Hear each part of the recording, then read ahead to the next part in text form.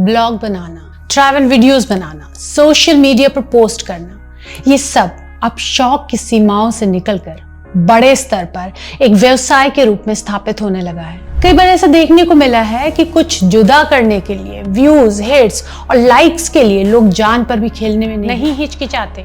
लोग कुछ ऐसा कर गुजरते हैं कि जिसका कठोर खामियाजा उन्हें भुगतना पड़ता है।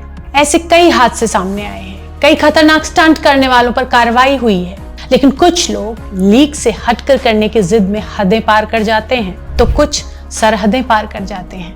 हालिया घटना इसका जीता जागता उदाहरण है। फिलहाल हम बात कर रहे हैं हाल ही में जासूसी के आरोप में गिरफ्तार ट्रैवल ब्लॉगर ज्योति मल्होत्रा की। ज्योति पर पाकिस्तान के लिए जासूसी करने का आरोप लगा है। हम तो पाकिस्तान। लेकिन क्या ये सिर्फ शक था या वाकई कोई बड़ा खेल चल रहा था? आज हम आपको बताएंगे वो सब कुछ जो इस केस में अब तक सामने आया है। ज्योति मल्होत्रा यानी कि ज्योति रानी हिसार की रहने वाली एक आम लड़की जिसने कोविड के दौर में अपनी कॉर्पोरेट नौकरी छोड़ी और यूट्यूब चैनल बनाया ट्रैवल विद जो के नाम से। चैनल धीरे धीरे बड़ा होता गया, लोग जुड़ने लग गए और ज्योति की यात्रा सरहदों के पार होने लगी। नेपाल, भूटान, थाईलैंड, दुबई और पाकिस्तान, यहीं से शुरू हुई उस कहानी की पहली परत जो अब एक राष्ट्रीय बहस बन चुकी है। लोग हैरत में हैं, कुछ डरे हुए, कुछ गुस्से में और कुछ संशय में, इस सोच में कि क्या ये सब सच हो सकता है। सरहदों परे ज्योति की उड़ान कुछ यूं शुरू होती है। अप्रैल 2023 पाकिस्तान की पहली यात्रा ज्योति सिख जत्थे के साथ करतारपुर साहिब जाती है, एक धार्मिक और पूरी तरह से वैध यात्रा। लेकिन वहीं एक शख्स से इसकी मुलाकात होती है जिसका नाम है एहसानुर रहीम। नाम सुनकर कुछ खास नहीं लगता, लेकिन यही शख्स बाद में भारतीय एजेंसियों की नजर में आया। ISI लिंक वाला पाकिस्तानी अधिकारी, वो खुद को पत्रकार बताता था, भारत की संस्कृति में दिलचस्पी दिखाता था और शायद जासूसी में भी। इसके बाद दूसरी बार फरवरी 2024 में ज्योति अकेली पाकिस्तान गई। लाहौर की फूड स्ट्रीट, यहाँ के बाजार, ननकाना साहिब जैसे जगहों की वीडियोस पोस्ट की और लोगों से मुलाकातें की। सब वीडियो में दिख रहा है उन्होंने पाकिस्तान को एक प्यारा पड़ोसी कहा, वहां की तारीफ की, लोगों की गर्मजोशी दिखाई और वीडियो यूट्यूब पर वायरल हुई। लेकिन इसी यात्रा में उनके उस पुराने जानकार एहसानुर रहीम उर्फ दानिश से फिर मुलाकात हुई। इस बार बात आगे बढ़ी और व्हाट्सएप से लेकर टेलीग्राम और स्नैपचैट और सिग्नल तक बातचीत पहुंची। और फिर मार्च 2025 तीसरी बार ज्योति पाकिस्तान गई। इस बार मामला बिल्कुल अलग था। उन्हें वहां VIP ट्रीटमेंट मिला, लग्जरी होटल्स में ठहराया गया, पाकिस्तानी सुरक्षा बल तैनात थे और लोकल मीडिया में उनकी रिपोर्टिंग हुई। अब सवाल ये है कि एक यूट्यूबर को पाकिस्तान में ये सब क्यों मिल रहा है और क्यों पहलगाम आतंकी हमले से ठीक पहले वो वहां गई थी। भारतीय इंटेलिजेंस को शक हुआ और जब उनका हिसार का मोबाइल नंबर एक संदिग्ध चैट में ट्रेस हुआ तो अलर्ट बजा।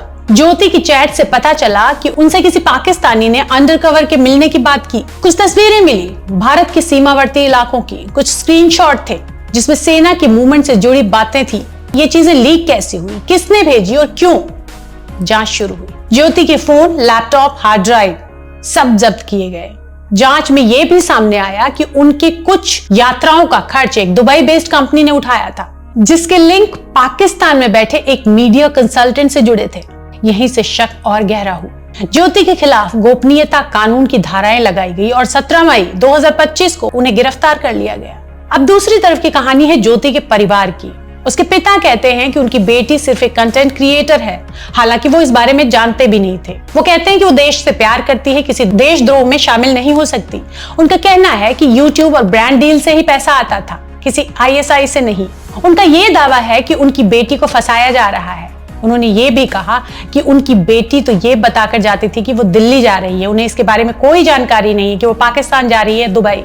बाकी देशों में जाने की जानकारी उन्हें नहीं है। ज्योति अपने पिता के साथ रहती है। एक अखबार के खबर के मुताबिक पिता और रिश्तेदारों ने कई बार ज्योति से शादी के लिए दबाव डाला, लेकिन उन्होंने साफ इनकार कर दिया क्योंकि वो दुनिया घूमना चाहती थी। ज्योति मल्होत्रा एक बेहद साधारण बैकग्राउंड से, शौक और लग्जरी लाइफस्टाइल का सपना उन्हें दूर तक ले गया। ज्योति अपने पिता के साथ एक छोटे से घर में रहती हैं और पैसों की जरूरत ने उन्हें बहुत कम उम्र में नौकरी करने पर मजबूर कर दिया। 12th के बाद ही वो नौकरी करने लगी।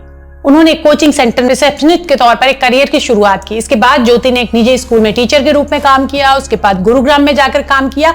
लेकिन इस बीच आता है कोविड-19 पैंडेमिक। उस दौरान कईयों की तरह ज्योति ने भी नौकरी छोड़ी। सपने बड़े थे जो इन नौकरियों से नहीं पूरे हो सकते थे। उन्होंने अपना काम करने की सोची। सोशल मीडिया पर उन्होंने कंटेंट बनाना शुरू कर दिया। यूट्यूब वीडियो और ट्रैवल व्लॉगिंग के जरिए उन्हें काफी आर्थिक लाभ हुआ, तो उन्होंने इसी क्षेत्र में आगे बढ़ने का फैसला किया। वहीं से उनकी जिंदगी में बदलाव आया। महंगी गाड़ियों में घूमने, बड़े लोगों के साथ मेलजोल रखने और अपने बैंक खाते में अच्छी रकम देखने की चाह में वो कब यहां तक पहुंच गई शायद उन्हें भी नहीं पता चला हो। ज्योति के YouTube चैनल ट्रैवल विद जो पर 3 लाख से ज्यादा सब्सक्राइबर और Instagram पर 1.5 लाख फॉलोवर्स हैं। ज्योति विभिन्न राष्ट्रीय और अंतर्राष्ट्रीय स्थलों की यात्राओं से संबंधित जानकारियां और प्रसिद्ध स्थलों की वीडियो शेयर करती थी। उन्होंने 22 अक्टूबर 2018 को अपना पासपोर्ट बनवाया और लगभग 3 साल पहले ट्रैवल विद जो नाम से YouTube चैनल शुरू किया।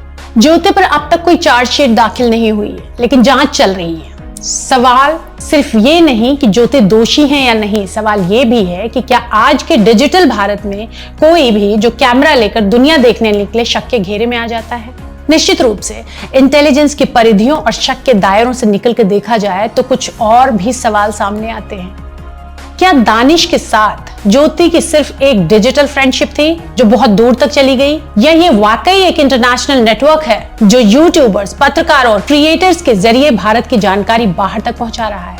ज्योति की गिरफ्तारी के बाद अब सोशल मीडिया की ताकत और खतरा दोनों सामने है। सवाल आपके सामने है, एक व्लॉगर जो सीमाओं पर संवाद बना रही थी, क्या वो असल में सीमा पर जासूसी कर रही थी, या हम एक बार फिर उस लाइन को पार कर गए हैं जहां संदेह ही सबसे बड़ा सबूत बन गया है। वीडियो इसी सवाल के साथ खत्म होता है। ये तो वक्त ही बताएगा कि सच्चाई क्या है, लेकिन कहानी अभी खत्म नहीं हुई है। जांच जारी है और कोर्ट में सबूत पेश होने बाकी हैं।